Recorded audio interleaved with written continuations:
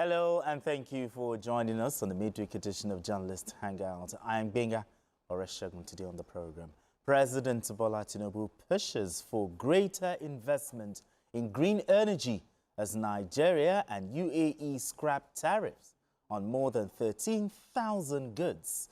United States delivers critical military assets, energy, infrastructure, logistics, and digital trade. President Tinubu described it as a historic and strategic pact that will further enhance collaboration in aviation, agriculture, and climate-smart infrastructure, which will create lasting opportunities for citizens of both countries. Now let's share the summit with you. At a gathering of global leaders, policymakers, and investors in Abu Dhabi, President Bola Tinubu delivered a clear message. Nigeria is ready to lead, partner, and invest in a sustainable future. Nigeria stands with the global community, moving beyond ambition and towards delivery. The nation views the Nexus approach as an opportunity to align climate action with energy access, economic growth, job creation, and social inclusion. President Tinubu praised the organization emission tracking and transparency. In the year 2025, Nigeria took a major regulatory steps to strengthen our climate governance and sustainability. We adopted the National Carbon Market Activation Policy, NCMAP, and launched the National Carbon Registry to improve our measurement, reporting, and verification, MRV. The system and investors' safeguards. We believe sustainable shared prosperity is possible, but it requires cooperation, it requires global partnership so that we can retool energy systems, we can encourage. Thank you so much for that report. Now, two reports in one, two stories in one. But Asuka, I'll start with you. The president is pushing for, more investment in green energy. But why do you think the president is making this push when Nigeria still relies heavily on fossil fuels? Yes. If you look at it, the issue about climate change is really affecting Nigeria as a whole. Let me just put Nigeria because I don't want to make it outside. And there was a report, in 2020 that says that by 2020 and afterwards, Nigeria loses about $100 billion to climate change. And by 2050, we'll be losing about $460 billion. This is huge, Super. And with the issue about climate change, that is why we are having the problems in Benue, in Plateau, and some other places, causing conflict between the herders and the farmers. Okay. And this causes hunger. When once you want to deal with hunger and poverty, you are losing money. Sure. So the best way is for you to try and address the issue about climate change. And one of the things that you can do, particularly when they're talking about the green energy, is about how to reduce the impact of climate change. Okay. Now, green energy is what the Rural Electrification Agency is even trying to bring in. Okay. Reducing the solar, reducing the use of fossil fuels. And that is why solar panels are also being used across. There's when the presidency said they are going to spend money to start to install solar panels, we are shouting. Okay. But this is part of it. Trying to bring solar panels into the energy sector. Okay. And they are also doing the same in major schools in Nigeria. People don't know. Major schools in Nigeria also use solar panels. Hospitals in Nigeria, the tertiary institutions, tertiary hospitals in Nigeria, most of them are also using solar panels. And we see the street lights too. Yes, especially all over Lagos. Exactly, and solar. And this, makes the country environmentally friendly, for us to even live long. Don't forget, life expectancy in Nigeria is about 54. That is what people should know. And if we don't, if we do not tackle it, it goes down. It goes down. So by the time you are 50, you're already looking old. This one used to be looking younger, you're already looking old. So yes. I think where the president is also coming in is also, I know when he started this campaign, he was even asking the European people to also give us money for us to be able to tackle, this climate change problem. But now he's also looking for partners to see how we can unlock, the investment in the green energy sector. Okay. Because there's a lot of money in it. And he was able to, speak to those he feels that they can partner with Nigeria for us to begin to look at those things that are in Nigeria that they can tap into, and we can also tap into their own ideas and knowledge and bring it down. And I think it was a good outing for the president yesterday. A very good outing. But still talking about this green energy, are you confident that this green energy pledge will translate into a large-scale power delivery, for Nigeria? Well, I think basically we have to do more of enlightening the people as regards to the dangers of the climate change. For instance, now, naturally between November and January, you are supposed to have Harmattan. I was even surprised. Yes, but everything has changed, which means the planting pattern for farmers, they have to be inducted, they have to be enlightened as to regards to, they have to change. And we can only do this by making sure that we have facilities for irrigation, all year-round irrigation. All year-round, not waiting for the rain to start in March and to end in probably October. Now, it has not even ended. Even in January this year, there was rain. Yes. So it has no effect. Any rain in January has no effect whatsoever with our local planting pattern. So we have to change a lot of things, like using green energy to retool our agricultural sector. So when we do that, we'll be able to, adjust to the prevailing economic situation all over the country. Thank God that the government has a lot of economic reforms that have been able to expose and propagate and encourage hidden resources that we have in this country. Nigeria is a blessed country, but it takes a 21st century leadership that we are having. A lot of people don't understand the impact of the president traveling all over the country because you just have to catch up. If America is talking about green energy, so why would Nigeria not be talking about that? Because we're a nation of 230 million. We have more challenges, especially with the security challenge we have all over the country. So we should be able to plant 24 all year round, so that we can tackle the issue of poverty. When you tackle poverty, some other associated elements that comes with it that we'll be able to tackle.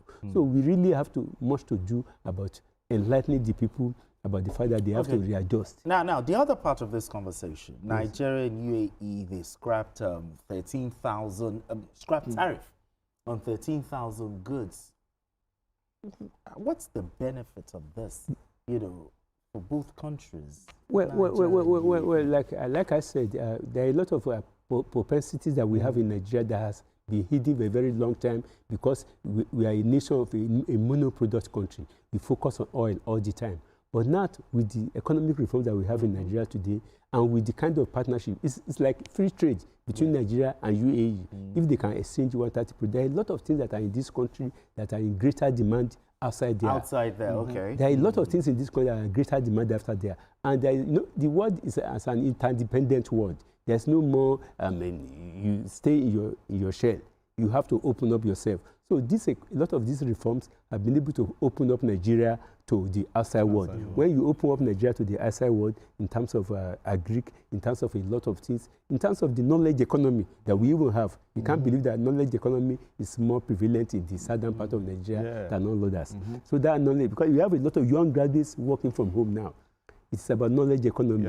It is not a question of going to the university and sit down there. When you come out, you have to be another person. So I think this trade issue is very, very crucial to be able to sustain the economic reforms that the government has done. The products of that reform will be highlighted in all these countries with this kind of partnership. Because it's a partnership. It's not a one-way thing. It's a partnership between... Now, Asuko, you'll agree with me that this is not the first time Nigeria signed agreements, bilateral agreements with different over the years, and we don't really see the impact of this. I want to ask you, what makes this one different? You know, in terms of implementation and also in terms of monitoring. I think this will be a bit different because right now we can see that the president went there as a chief marketer. Chief marketer. So for those who keep saying that the president keeps traveling, the president is the chief marketer of the country. So he went there to give assurances. And if from the speech, he was saying that Nigeria is open for business. Easy in, easy out. That was the word they used. Okay. You know. So you make your money in Nigeria. There's an easy, you come with your money and you can still take your money out. You know. And he has been able to do that immediately he came in. Remember the backlog of the foreign airlines. $70 million owed to the foreign airlines. He was able to clear it. You know, that alone, you know, brings investors confidence. Because if you look at it, people will look at, okay, I actually invested in Nigeria and my money. And if you look at the stock market, people are not talking about that. People are making money from the stock market, investing their money in the stock market. You know, so the president actually used himself. He's putting his name on the platter, you know, on the slaughter slab now, and say, okay, fine.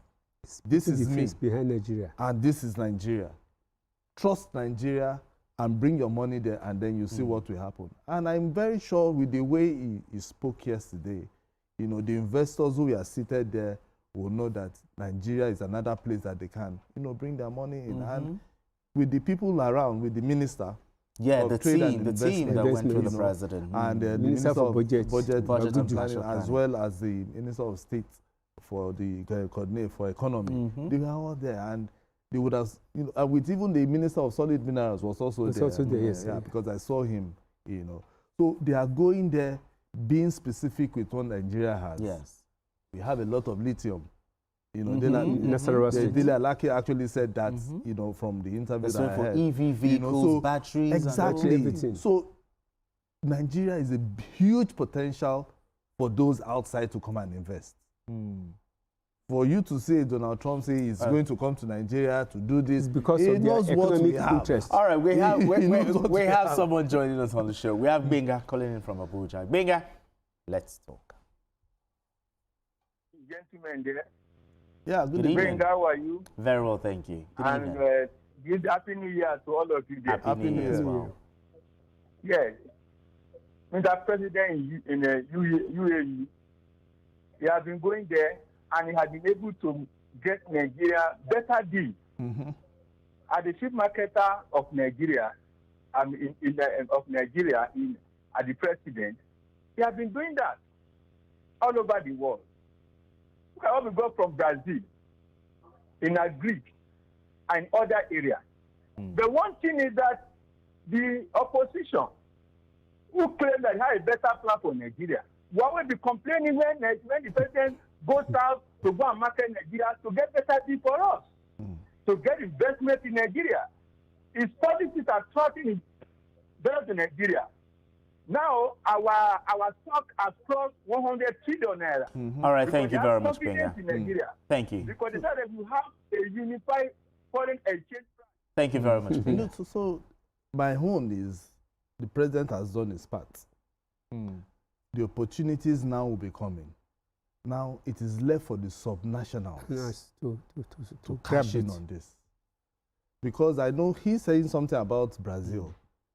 When the president went to Brazil, he took some governors there. Especially. You know, so we need to begin, those governors follow up that he took there, we need to begin to say, okay, this is the impact of the Brazil trip. I think that is where the president would, you know, should start, you know, talking. Because sometimes you go to these things and people say, he has gone there to go and see we are seeing the impact, we've seen, but we need to begin to feel the impact. It's a long-term investment. It's not that we are going to see it immediately, because it has it's like somebody who has a reform, the reform will start to materialize maybe in the next 5 years, but the thing is, we need to begin, the subnationals need to begin to key into all these things. Crying out, if the president has opened the way, it is for the others to do the follow so that these things can... That's why we are saying that. But gentlemen, looking at this, the green energy advocacy and the tariff, you know, the tariff free trade, you know, do you see this as a clear-cut economic vision? But before you answer that, we have Amaka calling in from Port Harcourt. Amaka, thank you so much for joining us. Amaka, are you still with us? Hello, good evening. Yeah, good evening. The president went to... Hello, good evening. Yeah, good evening. Go ahead. The president is not around. Where he went to? Yes, I'm with you. Yes. Hello, I'm with you. Go ahead, go ahead. I'm with you. So what the president went for is for the better of everybody in Nigeria. But these opposition people, they are not really doing the opposition thing well. The way they are criticizing it, and some of your TV station sisters, I don't know what they are trying to do. Just paint the man black as if he's doing nothing. Have a wonderful evening. Thank you very much, Amaka. Thank you so much. So back to what I asked. I said, do you see this thing as a well thought out economic vision? Well, I think you will know that part of the economic reforms the president introduced, the issue of local government money, because I'm talking about subnationals. Subnationals, federal government has no land in any part of Nigeria. The governors. It's the governor that own the land in conjunction with the state governments. Let the state governors, the subnational, loosen up their grip on the state. When investors come, they will definitely take them to a particular local government. When they loosen up, the funds that are available, the benefits of the foreign direct investments to the country will be felt in the rural areas and all the parts of the country. I agree. Except of course we loosen up, we cannot be able to have the effect of these foreign direct investments. All right, gentlemen.